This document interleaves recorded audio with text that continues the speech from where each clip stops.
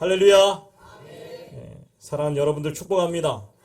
우리 옆 사람과 인사하겠습니다. 축복합니다. 이제 제 마음이 조금 이제 평안해졌어요. 예배 자리가 조금 이제 차니까 평안해지는 것 같아요. 코로나19가 소멸되는 것 같이 보이다가 다시 이태원 클럽으로 인해서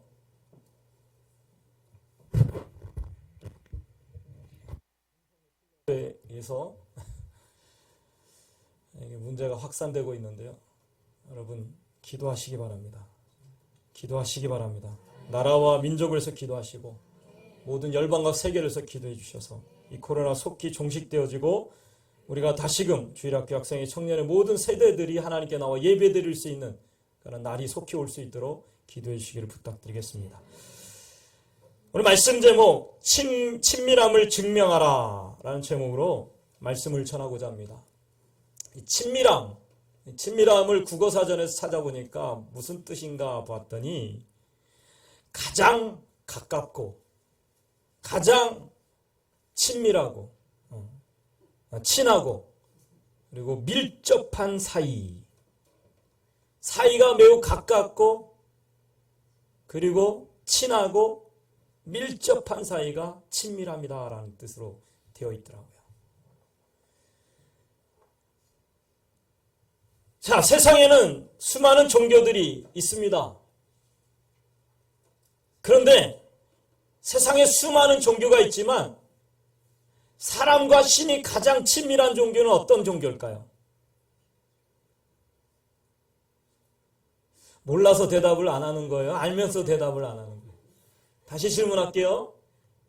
세상에 수많은 종교가 있는데 그 중에서 신과 인간이 가장 친밀한 종교는 어디일까요? 네, 알고 있었군요. 네, 기독교입니다. 여러분 세상의 신들은 그 자체로 위험이 있어서 사람들의 접근을 막아요. 그리고 구별된 신이고 신성시되는 신입니다.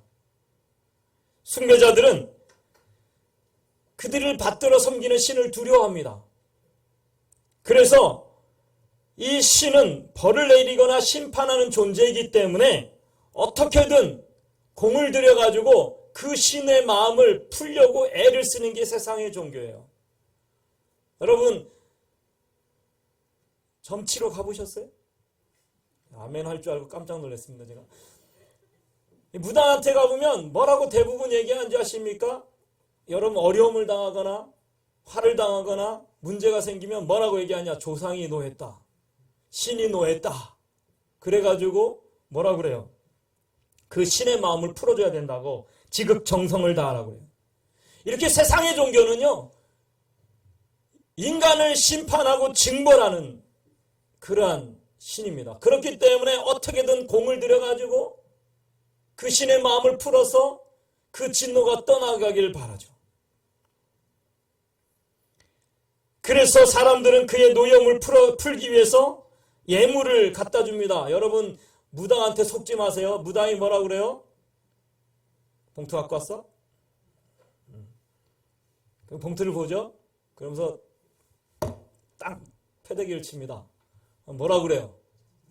정성이 부족해! 이러면서 여러분 졸지 않게 하려고 제가 얼마나 애를 쓰는지 몰라요. 그러면 조금 있다가 다시 죄송합니다. 그리고 봉투를 받아갖고 다시 어떻게 해요? 또 줘요. 그러고 나서 다시 보고서 됐어. 그러고 이제 부적을 하나 써주고.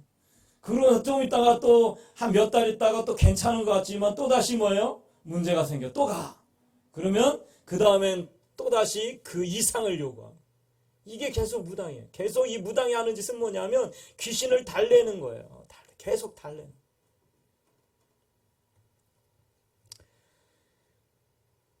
여러분 그러나 기독교는 차원이 다른 종교입니다. 물론 하나님께서는 거룩하시고 구별된 분이시고 또한 사람들이 가까이 얘기하는 너무나 위대한 신성을 가지신 분이시고 그리고 물론 죄를 심판하시는 하나님이시지만 그러나 다른 종교와 너무나 다른 종교예요. 왜냐하면 하나님은 인간을 심판만 하시거나 인간에게 재앙을 가져다 주는 분이 아니십니다. 그 하나님은 우리 인간이 죄로 말미암아 저주 아래 들어가게 되고, 그리고 그 죄로 말미암아 멸망에 빠지게 되고, 그 죄로 말미암아 영원한 사망에 들어갈 수밖에 없기 때문에, 스스로는 자기 스스로는 도저히 구원할 수 없기 때문에 하나님은 친히 그 인간을 구원하기 위해서 자신이 우리 속으로 들어와 계신 분이에요. 그게 뭐예요?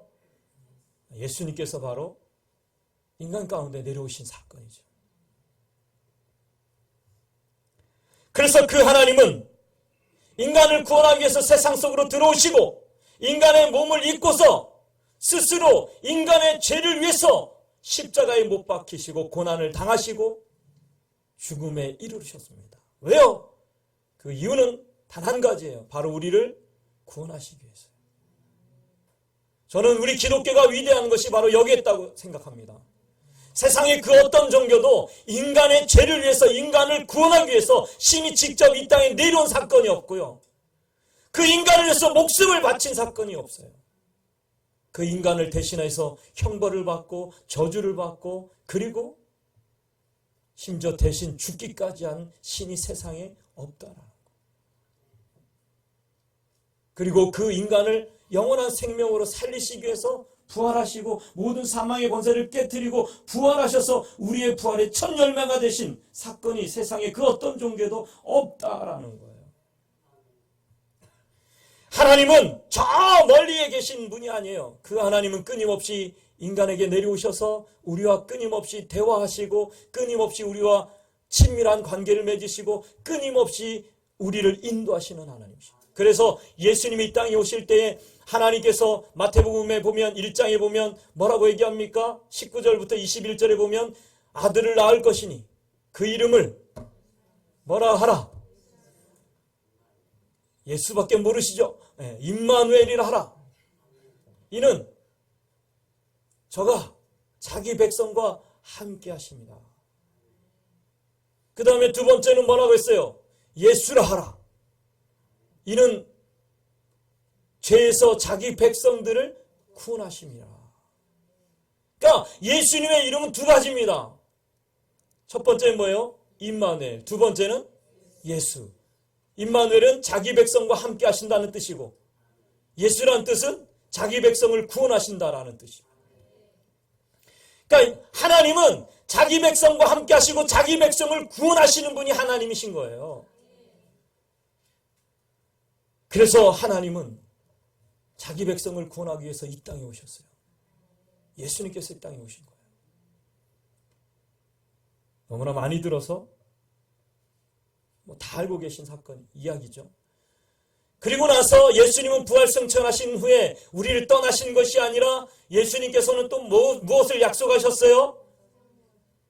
너희가 몇 날이 못 돼서 합심으로 기도하면 너에게 예비한 성령을 보내줄 것이다. 그래서 오순절 마가다락방에 이미 오순절 날이 이미 이름에 그들의 무엇이 부어졌습니까? 성령이 부어졌습니다. 이 성령이 부어진 사건은 또 어떤 의미냐? 하나님이 영원토록 그의 백성들과 함께 하신다라는 사건이죠. 하나님은 말뿐인 분이 아니십니다. 말로만 친밀하신 분이 아니에요. 하나님은 정말 우리와 친밀하시기 위해서 직접적으로 움직이시는 하나님. 저 하늘 보좌에서 그 모든 영광을 버리고 이 땅에 내려오셨고, 그리고 이 땅에 사역하시는 동안 끊임없이 인간들의 질병을 고치시고 인간들의 아픔을 해결해 주시고 그들의 고난과 역경과 함께 하시고 죄인들과 그리고 세리들과 함께 하시고 연약한 자, 병든 자들과 함께 하시고, 또한 끊임없이 이 세상에 오셔서 구원의 메시지를 선포하시면서 그 예수를 믿음으로 구원을 얻도록 하셨고, 그리고 그 하나님은 우리와 영원토록 함께 하시기 위해서 우리에게 성령을 부어주셔서 우리가 천국 가는 그날까지 영원토록 우리와 친밀한 관계를 맺도록 그렇게 역사하고 계신 분이 하나님이십니다. 자, 오늘 예수님께서는 이 본문의 말씀을 통해서 예수님 자신과 하나님이 어떠한 관계인지를 말씀하시고 또한 그러면서 우리가 하나님과의 어떤 관계가 되어야 되는지를 분명하게 말씀하고 계신데, 첫 번째로 예수님은 아버지와 친밀하신 분이십니다. 예수님은 하나님과 친밀하신 분이에요.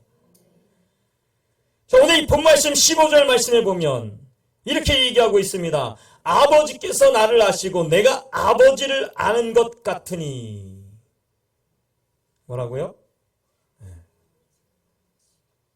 아버지께서 나를 아시고 내가 아버지를 아는 것 같으니. 무슨 얘기입니까?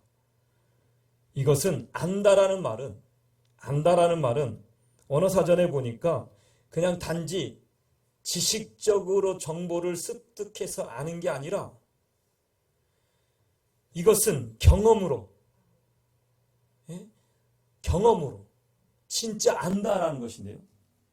그 뜻을 보니까 이렇게 써 있어요. 서로 뜻이 일맥상통하고 그 동기와 의중을 존중하며 서로를 자기처럼 사랑하고 이 모든 일에서 하나이다라는 뜻입니다. 그러니까 여기서 안다라는 것은 하나님과 예수님이 뜻이 일맥상통하고 서로를 너무나 존중하고 서로를 자기처럼 사랑하고, 그래서 하나님이 하신 일과 예수님이 하시는 모든 일이 서로 하나가 되었다. 무슨 얘기예요 이게? 모르겠죠? 한마디로 얘기하면 하나님은 예수님을 알고 예수님도 하나님을 알고. 왜? 바로 예수님이 하나님이시고 하나님이 예수님이시기 때문에.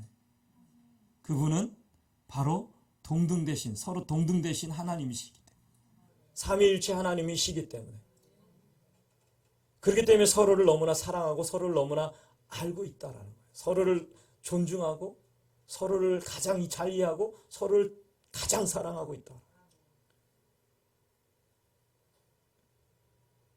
예수님께서 이 땅에 오신 것은 하나님을 너무나 잘 알고 계시기 때문에 이 땅에 오신 거예요. 아버지 하나님께서는 죄악으로 멸망된 우리를 영원한 지옥에, 영원한 심판 가운데 있지 아니하기를 원하셨어요. 하나님께서 창조된 우리가 멸망에 있지 않기를 원하셨어요. 사망에 있지 않기를 원하셨어요. 그래서 예수님은 누구보다 그 하나님 아버지의 마음을 너무나 잘 알고 계시기 때문에 스스로 하늘의 모든 보좌 영광을 버리고 우리를 구원하기 위해서 그 아버지의 뜻을 너무나 알고 있기 때문에 그 아버지의 뜻을 이루기 위해서 낮고 천한 인간의 몸으로 이 땅에 오셨다라는 거예요. 이게 무슨 사건이에요? 신학 용어로 성육신 사건이에요. 성육신. 이 땅에 오신 거예요. 예수님께서 하나님을 알지 못하셨다면 예수님께서 이 성육신 자리에 선뜻 나서지 못하셨을 것입니다. 또한 예수님께서는 하나님과 너무나 친밀하시기 때문에 아버지의 양떼를 돌보시기 위해서 이 땅에 오셨다라고 얘기해요. 그래서 15절 끝 후반절에 보면 뭐라고 얘기합니까? 나는 양을 위하여 목숨을 버리노라. 무슨 얘기냐? 하나님 아버지의 뜻이 뭐냐?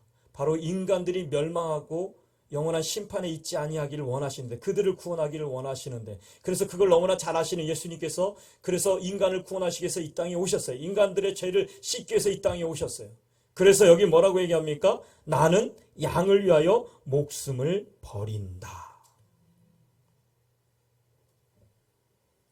다시 말해서 인간들의 그 생명을 살리기 위해서 자신이 그 모든 값을 자기의 생명으로 대신하시겠다라는 거죠. 그래서 예수님은 하나님과 너무나 친밀하셔서 그 인간들을 구원하시려고 하는 그 아버지의 마음을 너무나 잘 아셨기 때문에 스스로 모든 보좌를 버리시고 이 땅에 내려오셨고, 그리고 그 인간들을 구원하시기 위해서 자신의 생명을 뭐예요? 내어주셨다라는 거예요. 만약에 예수님이 사꾼이라면 그러셨을까요? 절대 그러지 않으시죠. 진정한 목자이시기 때문에 양을 위해서 과감히 자기의 생명을 던져 희생하실 수 있었다라는 것입니다. 친히 자원하여 아버지의 양떼를 위해서 자신의 목숨을 던져버리셨다라는 거예요. 예수님께서 공생의 기간 동안에, 이 땅에서 사역하시는 기간 동안에 하나님 아버지 얼마나 친밀한지 늘 하나님께 나아가 끼어 기도하셨어요. 결국 그 친밀함은, 예수님께서 날마다 기도하신 것은 뭐예요? 하나님과 친밀하기 위한 관계예요. 그것을 통해서 예수님은 그 공생의 사역을 위대하게 감당할 수가 있었던 것이고, 아버지의 뜻대로 행할 수가 있었던 것입니다. 그리고 십자가를 질 수 있었던 것도 끊임없이 그 하나님과의 친밀한 관계 속에서 끊임없이 그렇게 하나님의 뜻을 구하고 그렇게 했기 때문에 십자가를 질 수가 있었던 거예요. 예수님도 얼마나 괴로우셨는지 겟세마네 동산에서 십자가를 지시기 전에 뭐라고 기도하셨어요? 아버지여, 할만하시거든. 이 잔을 내게서 옮기옵소서. 이 잔을 내게서 옮기시옵소서. 그에게 무슨 얘기냐? 하나님, 내가 십자가를 지는 것이, 인간을 구원하는 길이 십자가를 지는 것이 아니고 다른 것이 있다면, 피할 수 있는 길이 있다면 피하고 싶습니다. 근데 예수님 그 다음 뭐라고 말씀해요? 그러나 아버지의 뜻이거든 아버지의 뜻대로 하옵소서. 나는 정말 이 십자가를 지는 것을 피하고 싶은데, 그러나 그것이 아버지의 뜻이라면 나는 기꺼이 아버지 뜻대로 행하겠나이다.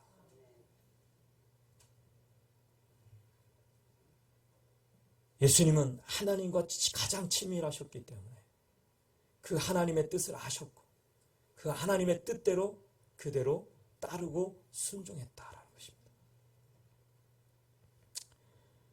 그러면서 십자가에서 예수님은 뭐라고 외치셨어요? 하나님을 향하여 뭐라고 외쳤어요?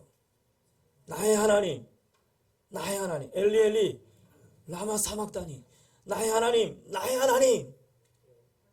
여기서 나의 하나님, 나의 하나님이라는 것은 어떤 의미냐면, 원어를 보면 나의 하나님, 나의 하나님이라는 것은 결국 나의 아버지, 나의 아버지를 부르는 거예요.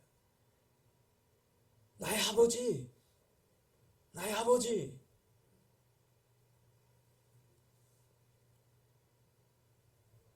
여러분, 예수님은 성부 하나님의 뜻과 계획을 아셨기 때문에 자신의 모든 것을 바쳐서 그 하나님 아버지의 뜻을 이루신 분이십니다. 여러분, 안다라는 것은 서로의 뜻과 계획에 동참해 주는 것이고, 또한 그 뜻에 동참하지만 그것을 자랑하지 않고 보상을 바라지도 않는 거예요. 예수님은 어떠한 보상과 어떠한 것을 기대하고 십자가를 지신 게 아니에요. 그저 아버지의 뜻을 알기 때문에 그 뜻을 그저 이루신 거예요.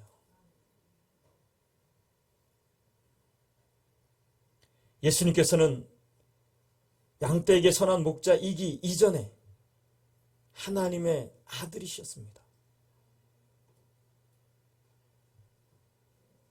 그 하나님의 아들이신 예수님은 하나님의 뜻을 이루기 위해서 사람인 세례 요한에게까지 세례 침례를 받으셨어요. 그리고 하나님께서 그 침례를 받으실 때, 세례를 받으실 때에 뭐라고 말씀하셨습니까? 뭐라고 응답하셨습니까? 마태복음 3장 17절 말씀해 보니까 하늘부터 소리가 있어 말씀하시되 이는 내 사랑하는 아들이요 내 기뻐하는 자니라. 하나님께서 예수님이 침례를 받으실 때에 하늘에서 음성으로 말씀하셨어요. 이는 내 사랑하는 아들이라. 내 기뻐하는 자라. 그것은 무엇입니까? 하나님과 예수님이 얼마나 친밀한가를 보여주고 있는 사건인 거예요. 하나님과 예수님은 하나입니다. 동시에 가장 친밀한 관계고 동시에 가장 사랑하는 관계예요. 가장 가까운 관계예요. 지금 이것을 설명하고 계신 거예요. 예수님께서. 그러면서 하나님과 예수님이 이렇게 친밀하기 때문에 우리에게 이제 부탁하는 게 있습니다. 그게 뭐냐? 두 번째로 성도는 예수님과 친밀해야 된다라는 거예요. 우리 누구랑 친밀해야 돼요? 누구랑? 다시 묻겠습니다. 우리 누구랑 친밀해야 돼요? 진짜 리얼리 하십니까? 진짜 리얼리입니까? 과연?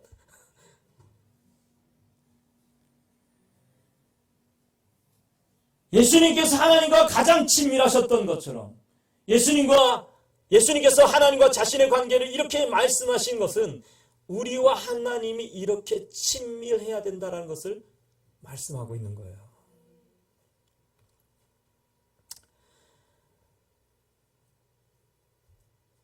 예수님과 하나님과의 친밀함은 이 구속사라는 인간을 구속하는 그 사건으로 인해서 완성이 되었다라는 것을 우리에게 보여주고 있습니다.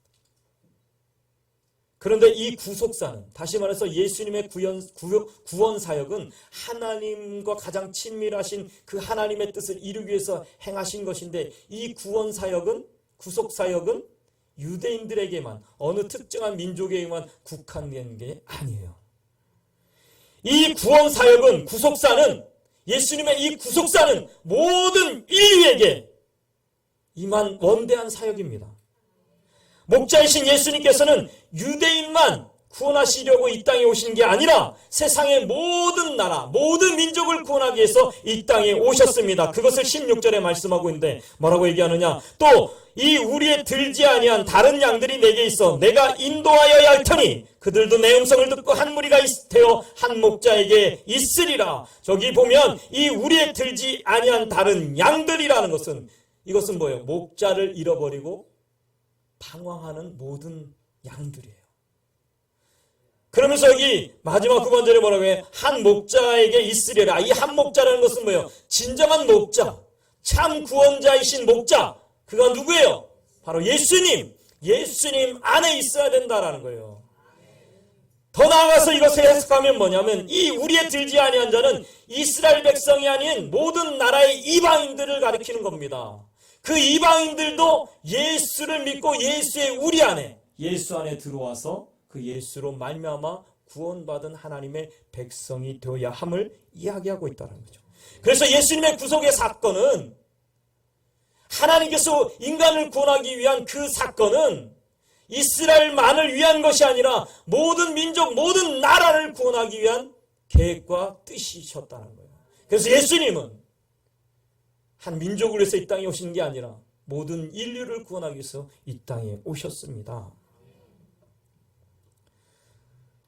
그래서 예수님은 바로 주님의 그 구원의 음성을 듣고 모든 나라, 모든 백성이 한 무리가 다시 말해서 한 목자이신 예수 안에서 한 무리가 되기를 원하셨다. 구원받은 하나님의 백성들이 되기를 원하셨다라는 거죠.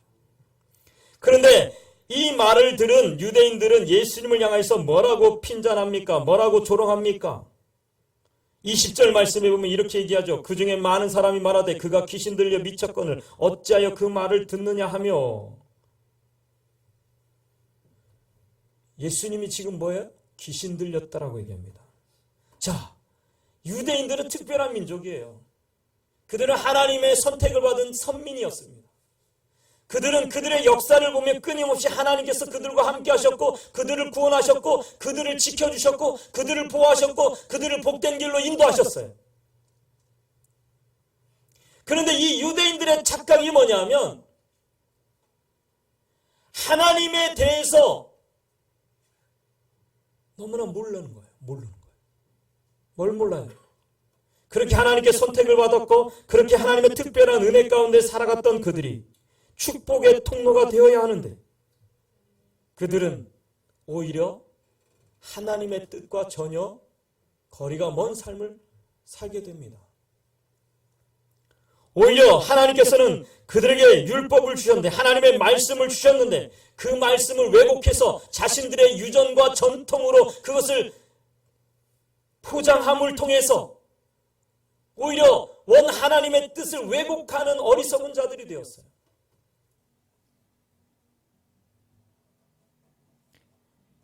예수님은 율법을 완성하기 위해서 이 땅에 오셨습니다. 하나님의 말씀을 이루려고 이 땅에 오셨습니다.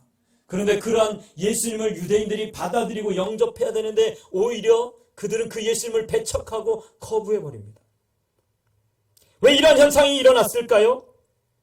유대인들은 진정한 하나님의 말씀을 지키기 위함이 아니라 그 말씀에 자신들이 더한 유전들, 전통들, 자신들의 사상들을 더 그 하나님 말씀에 주입시켜서 오히려 하나님의 말씀을 보존하고 지키는 게 아니라 자신들의 유전과 전통을 더욱 지키려고 하기 때문에, 너무 형식적인 것에 매여 있었기 때문에 오히려 형식적인 제의에 그들이 매몰됨을 통해서 마음과 목숨과 뜻을 다하여 하나님을 사랑하라는 그 말을 알지 못하고 자신들이 행하고 싶은 대로 행하였기 때문에 하나님의 뜻과 전혀 상관이 없는 삶이 되어버린 거예요. 괴리가 일어난 거예요. 그래서 하나님은 유대인들을 통해서 모든 열방을 구원하기를 원하셨고, 유대인들을 통해서 모든 나라가 주님께로, 하나님께로 돌아오기를 원하셨는데 그 구원의 사역을 도저히 그들을 이룰 수가 없는 거예요. 그래서 하나님께서 도저히 안 되겠다, 내가 택한 이 백성으로는 도저히 안 되겠다. 그래서 누구를 보내셨어요? 바로 하나님 자신이 예수를 이 땅에 보내신 겁니다. 그런데 오히려 유대인들은 그 예수를, 메시아를 어떻게 해요? 오늘 본문의 말씀에 보니까 귀신 들렸다라고, 미쳤다 그러고, 더 나아가서 그 예수님을 멸시하고 무시하고 십자가에 못 박아버리는 어리석음을 범하는 것입니다. 결국 이스라엘 백성들은 하나님과 친밀하지 못했기 때문에 하나님의 뜻과 전혀 상관이 없는 삶을 살아가게 된 거예요. 우리도 마찬가지입니다. 예수님과 친밀하지 못하면 우리는 하나님의 진리를 깨닫지 못할 뿐만 아니라 우리가 예수님과 친밀하지 아니하면 하나님의 뜻대로 살아갈 수가 없는 것입니다. 여러분, 이제 예수님은 이것이 우리의 차례라고 얘기해요. 이방인인 너희의 차례라고 얘기해요. 무슨 얘기냐 하면 예수님께서 우리를 구원하시기 위해서 이 땅에 오셨다. 하나님의 뜻은 바로 우리를 구원하시기 위한 뜻이다. 그래서 하나님은 도저히 이스라엘로 안 되기 때문에 예수를 통해서 이방인 우리를 구원하셨어요. 그리고 나서 이제는 우리에게 너희의 차례라고 얘기합니다. 우리는 영원히 죽을 수밖에 없고 멸망할 수밖에 없었던 우리였는데 그 예수로 말미암아 이제 하나님의 울타리 안으로 들어온 하나님의 양들이 되었어요. 이제 하나님의 양들 된 우리가 어떻게 해야 될까요? 어떻게 해야 될까요? 16절 말씀에 보면 이렇게 얘기합니다. 또 이 우리의 들지 아니한 다른 양들이 내게 있어 내가 인도하여 할 테니 그들도 내 음성을 듣고 한 무리가 되어 한 목자에게 있으리라. 17절 내가 내 목숨을 버리는 것은 그것을 내가 다시 얻기 위함이니 이로 말미암아 아버지께서 나를 사랑하시느니라. 자, 예수님께서 양들을 위해서 목숨을 버리는 것은 여러분 아주 중요한 것이 있는데 유대인들에 의해서도 아니고 마귀에 의해서도 아니고 예수님 스스로 그렇게 하셨다라는 거예요. 왜요? 바로 양들을 위해서, 양들을 살리기 위해서, 양들에게 생명을 주시기 위해서. 그렇기 때문에 이제 우리에게 계명이, 새로운 계명이 있는데 그게 뭐냐? 자, 18절 보면 이를 내게서 뺏는 자가 있는 것이 아니라 내가 스스로 버리라. 예수님께서 생명을 버리신 것은 누가 뺏은 게 아니라 스스로 버리셨대요. 그러면서 뭐라고 얘기해요? 나는 버릴 권세도 있고 다시 얻을 권세도 있으니 이 계명은 내 아버지에게서 받았노라 하시니라. 네. 무슨 얘기입니까? 그것은 사람에게서 받은 것이 아니라 예수님의 사역은 하나님께로부터 받은 것이다. 그런데 그 계명이 뭡니까? 이 계명을 하나님께 받았다는데 그 계명이 뭐예요? 우리가 잘 알는 거 있잖아요. 예수님께서 이 땅에 오셔서 우리에게 말씀하셨 내가 너에게 새 계명을 주노니. 첫 번째는 하나님을 마음을 다하고 뜻을 다하고 생명을 다하여 주 너의 하나님을 사랑하는 것이고, 두 번째는 내 이웃을 내 몸같이 사랑하라 하는 이것이니, 이것이 첫째 계명이요 둘째 계명이라고 말씀하셨습니다. 예수님께서 이 땅에 오셔서 우리에게 새 계명을 주셨다라는 거예요. 그 계명 첫 번째가 뭐라고요? 마음을 다하고 뜻을 다하고 목숨을 다하여 주 너의 하나님을 사랑하는 것이고, 두 번째는 내 이웃을 내 몸과 같이 사랑하라. 이 계명을 다시 우리에게 주셨다라고 얘기합니다. 그러니 무슨 얘기냐? 이제 우리가 예수 그리스도로 말미암아 생명을 얻고 그 예수님으로 말미암아 우리가 하나님과 가장 친밀한 자들이 되었기에 이제 우리가 해야 될 일이 있는데 그것은 뭐냐? 첫째로 하나님을 사랑하고 둘째는 이웃을 사랑하는 건데 그 이웃을 사랑하는 대표적인 증거가 뭘까요? 여러분, 이웃을 사랑하는 증거가 뭘까요? 우리도 죽어가는 아직도 저 예수님의 우리 안에 들어오지 못한 그들에게 가서 뭐예요? 생명을 주는 거예요. 생명을 나눠주는 거예요. 이것으로 우리를 청지기로 부르셨다라고 얘기해요.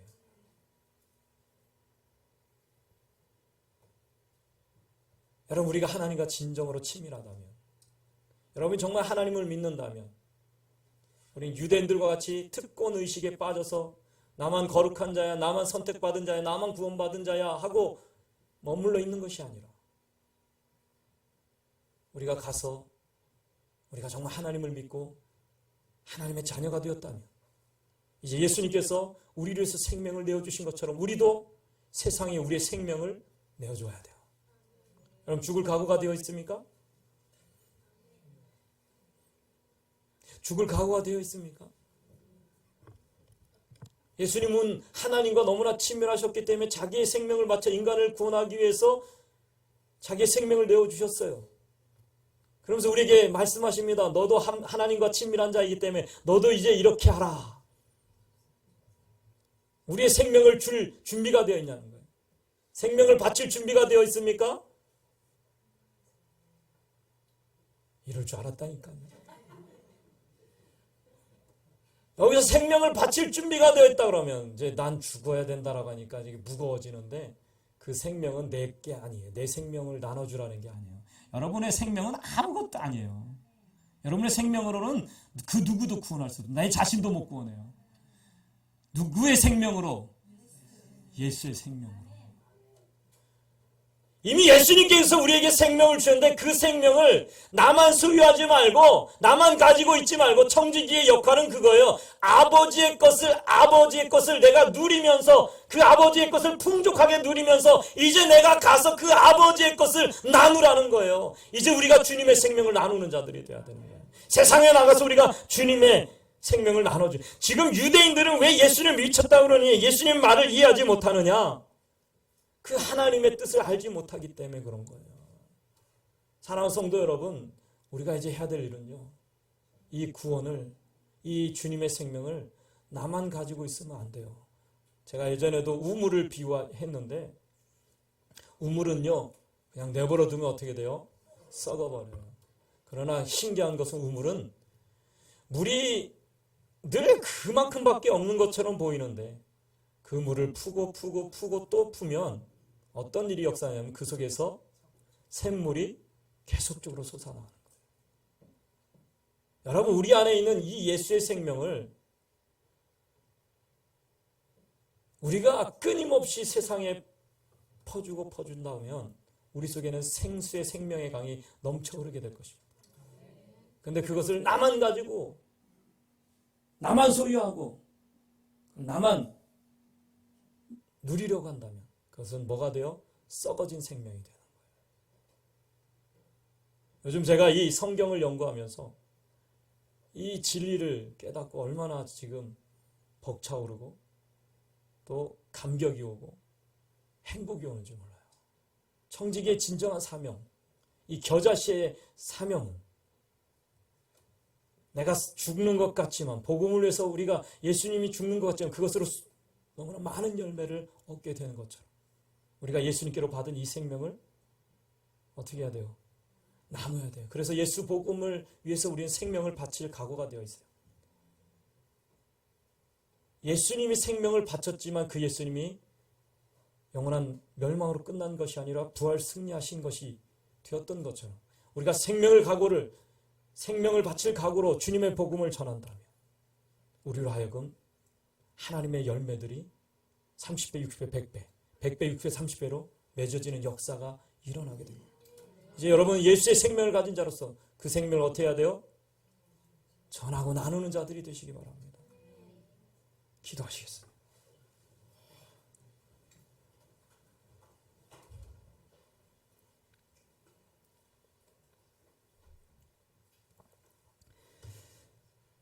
이 시간에 함께 기도하길 원하는데요.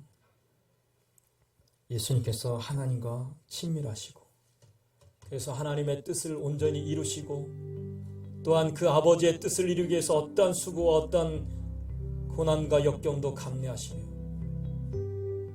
그 생명을 우리에게 주셨던 거죠. 이제 예수님께서 우리에게 말씀합니다. 이제 내가 너희를 위하여 내 목숨을 내어주므로 너희도 이제 내 아버지 하나님과 친밀한 관계가 되었다. 그런데 그것으로 끝나는 것이 아니라 이제 우리로 하여금 너희가 하나님과 친밀한 자가 되었다면 너희도 나와 같이 생명을 전하고 생명을 나누는 자가 되라고 말씀하고 있습니다. 아버지 하나님, 아직도 이 땅에 너무나 많은 영혼들이 예수를 알지 못하고 멸망의 길을 걸어가고 있습니다. 목자를 잃어버린 양들처럼 헤매고 있습니다. 이제 우리가 아버지와 친밀한 자들로서 하나님의 구원의 계획을 이루어가는 우리가 되게 하여 주시옵소서.